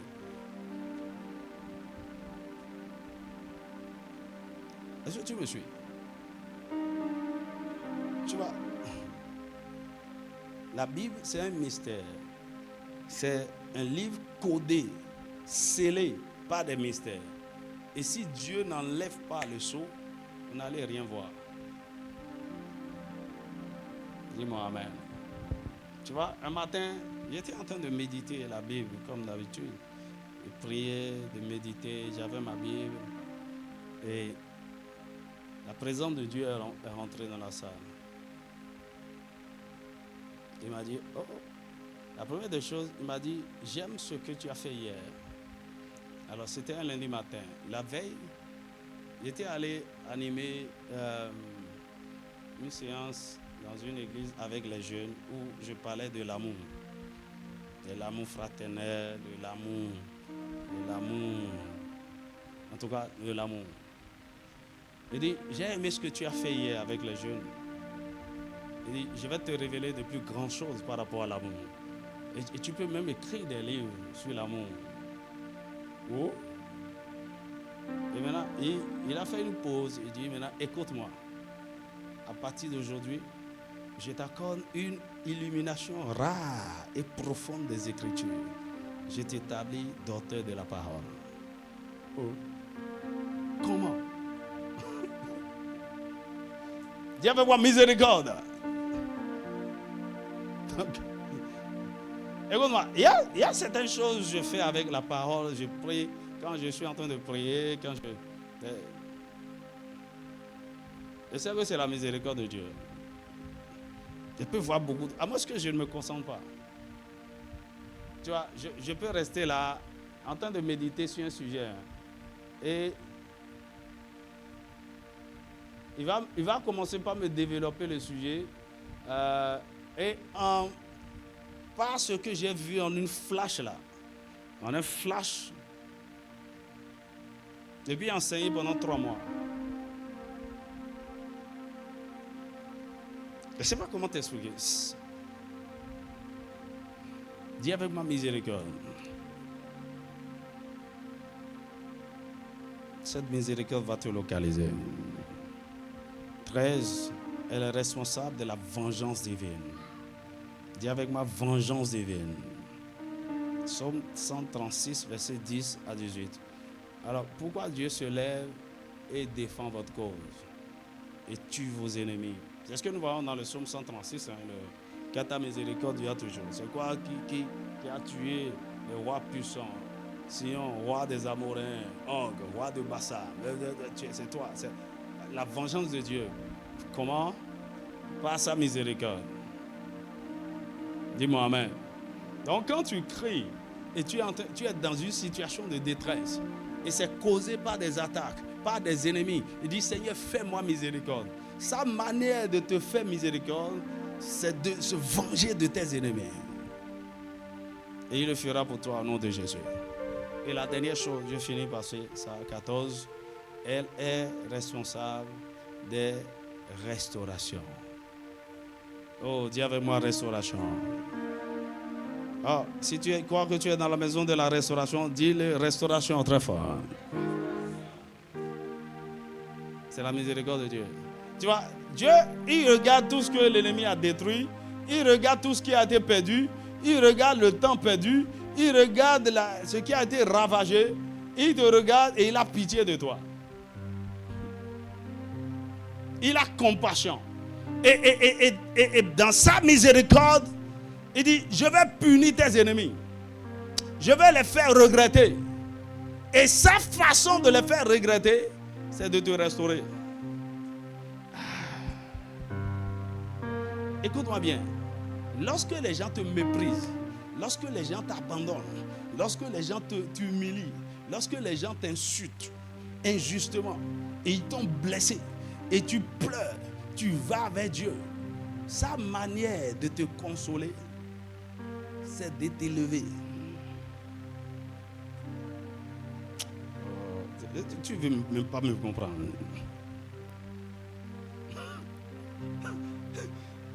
Tu vois, ils t'ont insulté. Dieu n'ira pas les voir et dire, pourquoi vous avez insulté ma fille? Hein? C'est pas bon, on ne fait pas des choses comme ça. Allez lui demander pardon. Non. Il va faire quelque chose sur vous pour fermer la bouche. Donc, devant eux, il va vous élever. Ceux qu'ils ont insulté sur vous là, Dieu va se glorifier dans ce domaine. Il va vous restaurer. Aïe! Psaume 75, il dit, ce n'est... Verset 5 à 7. Il dit, l'élévation ne vient ni de l'Orient ni de l'Occident. Mais c'est l'Éternel qui élève. Mais il dit, il rabaisse l'un et il élève l'autre. C'est-à-dire quoi? Au moment où il est en train de t'élever, il est en train de rabaisser quelqu'un. C'est son châtiment, ça. Et c'est l'un des secrets de la restauration. Ça n'a rien à voir avec vous. Maintenant, il le fait à cause de sa miséricorde. Maintenant, écoute. Et le meilleur exemple de restauration que nous avons dans la Bible, je crois, par la miséricorde, c'est l'histoire du fils prodigue. Dans Luc chapitre 15. Ok? Par orgueil, il s'est détaché de son père. Il pense qu'il peut s'en sortir tout seul. Il dit, mon père, donne-moi mes biens. Son père partagea les biens. Il lui donna sa part. Il est parti dans un pays étranger, très loin de son père. Il a tout gaspillé. Dans une vie de débauche et tout. Il a tout gaspillé en très peu de temps. Il avait faim au point où ses amis qui ont mangé l'argent avec lui l'ont abandonné. Et il est allé garder les pourceaux de quelqu'un. La Bible dit qu'il avait même du mal. C'est difficilement il trouvait la nourriture des cochons pour manger. Mais un jour, il est rentré en lui-même. On va parler de ça demain soir. Ça, c'est le plus grand secret pour provoquer la miséricorde de Dieu. Il est rentré en lui-même. Il dit, j'irai vers mon Père. Je lui dirai, j'ai péché contre toi et contre le ciel. Je ne suis plus digne d'être ton enfant. Si tu le veux, tu peux faire de moi un de tes serviteurs. Il n'a pas seulement dit, il n'a pas seulement pensé, il est allé réellement vers son Père. Ça, c'est le brisement. Et parce qu'il est allé, avec ce acte de brisement, son Père l'attendait. La Bible dit, en fait, lorsque vous avez un cœur disposé, un cœur brisé, un cœur repentant, un cœur qui s'est vraiment humilié devant Dieu, vous n'avez même pas besoin de dire à Dieu de vous restaurer. Non seulement Dieu vous pardonne à cause de sa miséricorde, mais dans sa jalousie, il est obligé de vous restaurer. La Bible dit, le Père vit le Fils prodigue de loin, celui contre qui il devrait être en colère. Ou bien, si c'était toi, il a dit, mais mon gardé.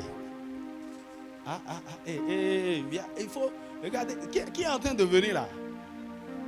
Il faut aller lui dire, ni moi fouette.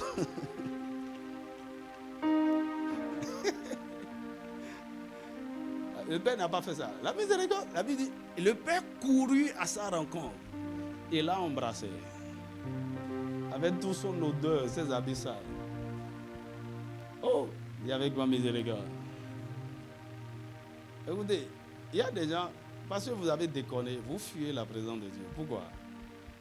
Dieu veut que vous veniez comme ça. Et vous serez choqués. Il ne veut pas seulement vous pardonner. Il veut vous restaurer. Dis-moi amen. Le Père a dit, oh mon fils qui était perdu. Il était content. Ça dit quoi? C'est ça qu'on appelle Dieu prend plaisir à la miséricorde. Il dit, Père, j'ai péché contre toi. Je ne suis plus d'être ton enfant. Fais de moi de tes serviteurs. De quoi tu parles? Il dit, amenez le manteau, amenez les chaussures, amenez un anneau, amenez, hey, tuez-le. Nous sommes en fête aujourd'hui. Le Père l'a accueilli et l'a rétabli dans sa position comme son fils, non pas comme un serviteur. Le Seigneur va te surprendre. Non. Vous ne pouvez pas jouir de la miséricorde de Dieu sans qu'il ne vous restaure totalement. Les années qui ont été perdues, le temps qui est perdu, les opportunités perdues, la gloire, la joie, le mariage que Satan a saccagé. Si Dieu te restaure, tout le monde reste la bouche fermée. En fait, la restauration de Dieu par la miséricorde, ça provoque la jalousie des gens. Parce que ceux qui croyaient qu'ils étaient saints, qu'ils étaient purs, ils sont toujours choqués. Ceux qui croient que c'est par leur justice, ils vont avoir tout. C'est comme le grand frère du jeune homme. Il dit, quand il est rentré, il a entendu de la musique. Il dit, il y a quoi? Il a appelé un serviteur. Il dit, c'est ton petit frère qui est rentré. Et tout le monde est en fête. Il s'est mis en colère. Hey. Comment tu peux empêcher ton père de faire ce en quoi il prend plaisir? Il ne veut pas rentrer dans la maison. Un enfant, ce voyou qui a gâté le nom de la famille, qui allait faire des choses, il revient. Et il dit, moi je te sais depuis, je te sais depuis ici. Tu ne m'as jamais donné même un agneau pour que je mange avec mes amis. Lui, le voyou là. Toi-même, tu apprenais tout ce qu'il faisait, non? La façon dont il couchait avec les femmes, et couchait avec les garçons partout. Tout le monde connaissait ta fille dans le quartier. C'est lui, c'est quoi ça, mon ami? Puisque Dieu est souverain, personne ne peut questionner sa miséricorde. Pourquoi? La miséricorde annule le jugement, annule le châtiment. Le Seigneur te fait miséricorde. Et l'une des choses que tu vas expérimenter pendant ces 70 jours, c'est la restauration surnaturelle. Dieu restaure, Dieu restaure. Tu seras étonné. Tout le monde m'a dépassé. Tout le monde m'a abandonné. C'est la femme qui pleure. Je suis l'aîné de la famille. Je suis l'aîné de 4 sœurs. Toutes mes petites sœurs se sont mariées avec des enfants. Et je suis devenue la gardienne de la maison. Dis avec moi restauration. Donc, peu importe le temps que vous pensez avoir perdu. Tu vois, je connais un pasteur, je n'ai jamais su qu'il n'était pas marié. Et il s'est marié à 50 ans.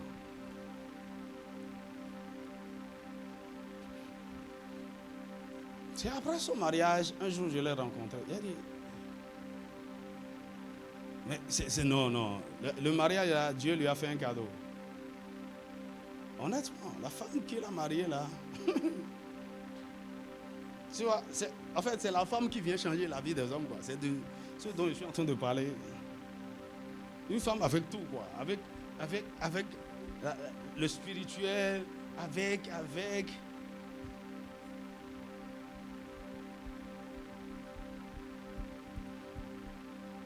J'ai dit, mais pourquoi tu as attendu? Je n'ai jamais su. Alors, on se voyait tout le temps, on travaillait même ensemble, on avait même un groupe d'intercession ensemble, on priait. Un jour, il vient avec carte d'invitation qui veut se marier. Il dit, comment? Tu veux prendre une autre femme ou bien tu veux te remarier? Il dit, non, je ne me suis jamais marié. Il dit, mais comment? Pourquoi?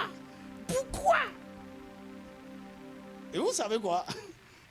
C'est comme si Dieu, avant qu'il ne se marie là, peu de jours avant, quelqu'un s'est levé et lui a donné un domaine à Cotonou, à Agla, là, 2 carrés ensemble. Il a donné ça à l'église. Mieux, la personne lui a bâti un très beau temple, très joli, hein? Bureau climatisé, et puis il y avait de l'espace, une grande cour. Il a dit, mais pourquoi tu n'as pas bâti un grand truc? Il dit, oh, pasteur, Et dans le même temps, on lui a donné une belle voiture Lexus avec chauffeur. Je le connaissais. Hein? Quand on avait réunion, au moins moi je venais avec ma moto. Lui il descendait toujours de Zem. Quelqu'un dit restauration. Au moins, moi j'étais déjà marié. Avec mon Skygo rouge. Tu connais Skygo?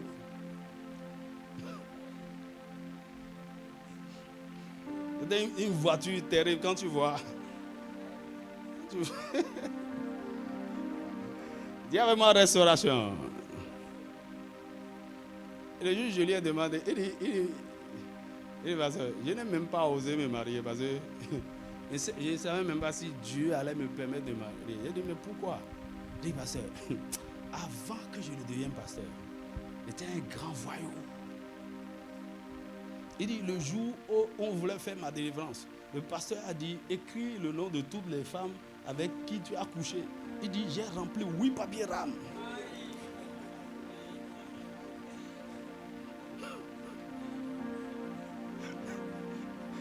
Il dit, waouh. Il dit, oh, attends, je ne t'ai même pas encore rien dit. Il dit, plus de la moitié de ces femmes-là, c'est des femmes mariées. Il dit, j'ai détruit des foyers. Moi, j'aimais trop les femmes mariées. Je dis, waouh, mais tu étais terrible. Hein? Il dit, oh ouais. Il dit, j'étais dans ça quand Jésus est venu me sauver. Et mieux, il m'a appelé au ministère et j'avais peur. Donc quand je pensais mariage, j'ai dit, Dieu, bon, ok, il faut laisser. Je ne vais pas me marier. Donc c'est pourquoi j'ai attendu. Ce n'est pas mon plan. Mais il m'a dit, maintenant je veux que tu te maries. Il dit, moi, je ne mérite pas ça. Hein?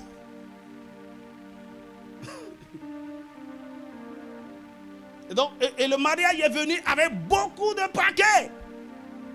Le Seigneur va te restaurer.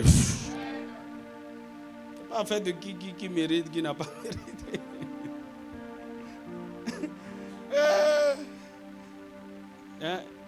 Un mois après son mariage, je l'ai rencontré. Il dit, ben, le mariage est bon. Est-ce que tu n'as pas constaté que je rajeunis? Je rajeunis. Et un jour, je priais. J'étais dans son bureau, on priait ensemble. Et c'est moi qui conduisais la prière. Tout le monde était à terre. Et il s'est levé et dit, waouh, alléluia. Il dit, c'est quoi? Il dit, je viens de voir mes enfants. Il dit, waouh. Dis avec moi, restauration. Le Seigneur te restaure. Le Seigneur te restaure. Peu importe ton passé, peu importe les erreurs, par sa miséricorde, il te restaure. Et toi qui es en train de jouer la fille sérieuse, et on est allé à Djonké chercher une prostituée et on a fait mariage pompé avec. Et tout le monde regardait, hein? À Tchéou. Dis avec moi, miséricorde.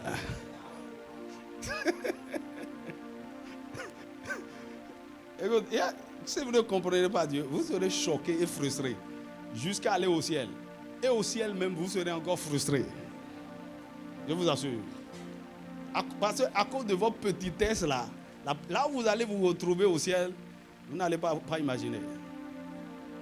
Et les gens qui vous pensaient qu'ils n'étaient rien là, ils seront tout proches de Jésus, tout près de lui. Et vous serez loin, loin de la gloire. Oh, incline ta tête. J'aime ce Dieu. J'aime ce Dieu. J'aime ce Dieu là. Arrête de promener les regards inquiets. Vas-y, je suis en train de vieillir. Tu as quel âge? Laisse Dieu te restaurer. Tu vois, ne dis pas que tu vas te marier à 50 ans. Mais si le Seigneur t'amène juste là-bas, ce n'est pas un problème. Il va te donner des quadruplés ensemble. Oh, Dieu restaure. Dieu restaure. Seigneur, fais-moi miséricorde. Écoute, nous sommes dans la saison de la miséricorde. Vous serez embarrassés. Vous serez embarrassés. Il y a des gens, avant le 21e jour, le témoignage que vous aurez, ça va vous choquer. Oh, mais Dieu peut faire des choses comme ça. Attends, c'est à moi que Dieu a fait ça. Écoute, j'ai dit, il y a des témoignages, on a peur de partager. Mais viens me voir, partage avec moi. Moi, je vais comprendre. Dis-moi, amen. Parce qu'il y a des choses que tu ne penses pas que Dieu peut faire. Il y a même des témoignages, tu écoutes et tu dis, mais regarde, on doit dire, comment peut dire que Dieu a fait ça? Mon ami, ça va t'arriver. Incroyable mais vrai. Comment ça? Comment tu peux sortir de nulle part? Comment ça? Hey! Et Dieu parle à quelqu'un. Il va t'établir au-dessus des nations. Il va te faire moissonner là où tu n'as pas semé. Il va te donner l'héritage des nations par sa miséricorde. Il a dit à Israël, vous allez posséder des villes, des maisons avec citernes que vous n'avez pas bâties, des propriétés, des biens. Tout ça par quoi? Par sa miséricorde. Écoute-moi, je sais de quoi je suis en train de parler. J'ai compris les principes de Dieu. J'ai pratiqué toutes sortes de choses, mais j'étais limité. J'ai compris ce que la puissance, l'onction de Dieu peut faire.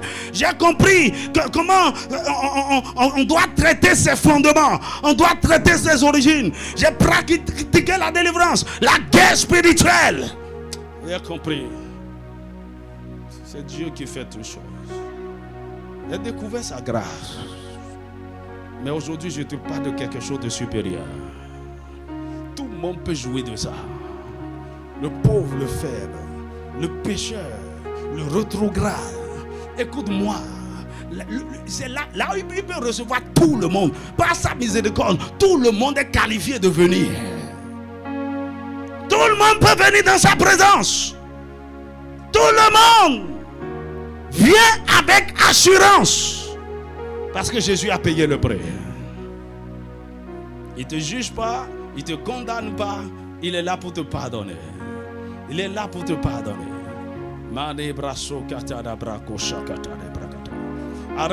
Arrête de te culpabiliser. Arrête de te condamner. Satan t'a fait croire, oh, toi, ton cas est spécial. Avec ce que tu as fait là, my God, le Seigneur va surprendre tes ennemis. Le Seigneur va surprendre tes ennemis. Le Seigneur va surprendre tes ennemis. Un jour, un prédicateur prêchait une grande conférence. Il y avait des foules. Et pendant qu'il venait, il rentrait dans la ville. Un de ses amis, membre de son gang, a vu le poster. Il a dit, ah, il est pasteur. Il est allé se positionner. Et quand il est venu, il lui a glissé un papier. Il dit, arrête de décevoir les gens. Sinon, je vais t'exposer. Il a pris le papier et est entré. Et quand il a pris le micro, il dit, ah, il y a un de mes anciens amis du gang, il doit être quelque part dans la salle. Il m'a remis ce papier tout à l'heure. Il m'a dit d'arrêter de décevoir les gens. Il lui a exposé quoi? C'est maintenant qu'il raconte son histoire. Comment ils ont tué, comment ils ont violé, comment ils ont détruit. Mais de qui il est en train de parler? Cet homme-là est mort depuis. Jésus m'a pardonné, il m'a lavé. Il a fait de moi ce que je suis. Que le fleuve de la restauration coule dans ton cœur, sur ton âme, dans ta maison, tout autour de toi. Il ne s'agit pas de celui qui veut, de celui qui court, de celui qui peut, de celui qui fait des efforts, de celui qui sait prier, de celui qui peut prier 8 heures sans s'arrêter. Non, il s'agit de celui à qui il a fait miséricorde. Miséricorde! Marebra sotanebra koshatanebra katana.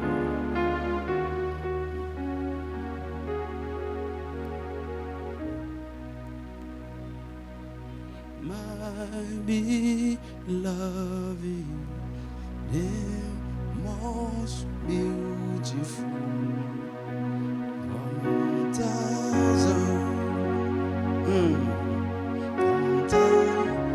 Est-ce que ton sauveur n'est pas beau? Celui qui t'aime, n'est-il pas beau? Il est un parmi des milliards, des centaines de milliards.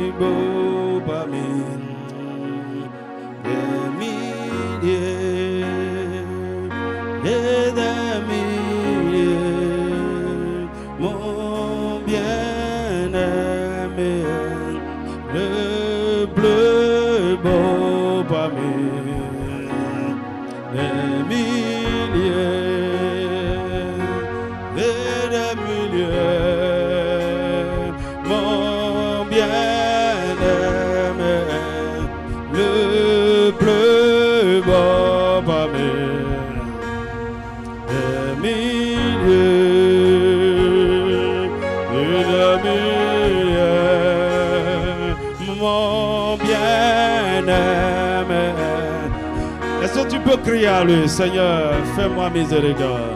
Fais-moi miséricorde. Tu vas jouir de toutes ces choses. Tu vas jouir de son salut. Tu vas jouir de son pardon. Tu vas jouir de sa grâce. Tu vas recevoir sa grâce. Il va te transformer. Il va annuler les jugements, les condamnations qui étaient sur toi. Il va te positionner dans un appel étrange, dans un ministère étrange. Il va te délivrer. Il va te visiter. Il va faire des prodiges dans ta vie. Il va te donner accès à ton héritage. Il va te guérir. Il va te révéler des choses secrètes et cachées. Il va te venger. Il va te restaurer. Il va te restaurer. Que les bienfaits, que toutes les merveilles de la miséricorde coulent en ta faveur, coulent en ta direction et soit ta portion dans le nom de Jésus. Oh! Mon bien-aimé, le plus beau parmi les milliers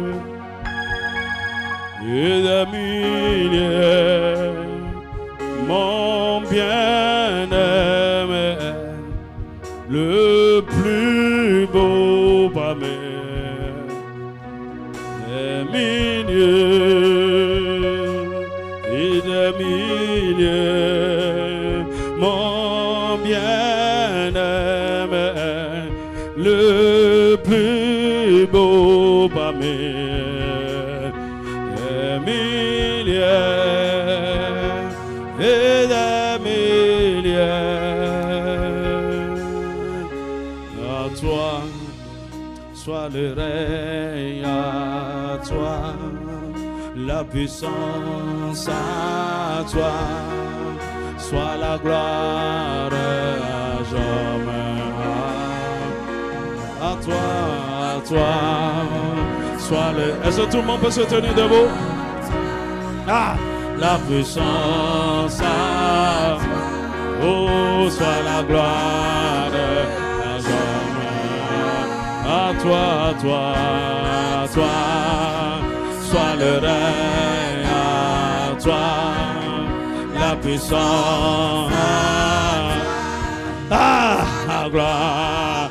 Élève ta voix, crie à lui, Seigneur, fais-moi miséricorde. À toi le règne, à toi la puissance, oh, soit la gloire.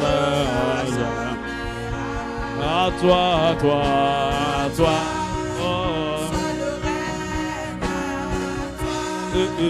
la puissance, soit la gloire, à jamais. À toi, soit le règne, à toi, oh, la puissance, à toi, oh, la gloire. À jamais, à toi, soit le règne.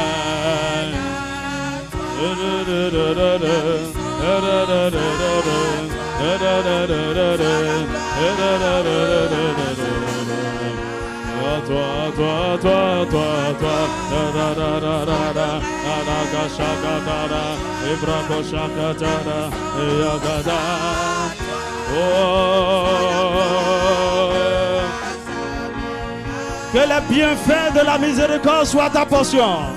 Que les merveilles de la miséricorde te localisent selon le besoin que tu as en ce moment. Selon ce dont tu as besoin en ce moment. Oh, toi.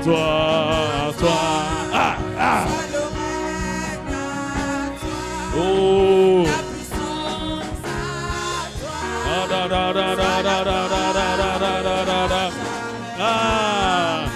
Toi. Sois le règne. Toi, le nom.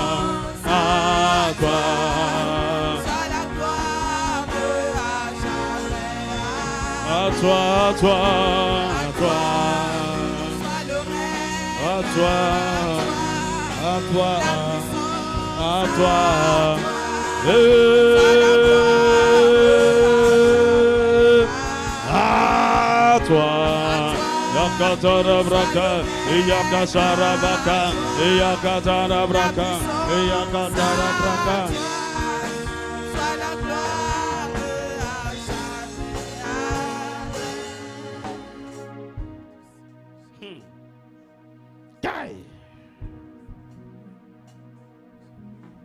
Si seulement tu peux voir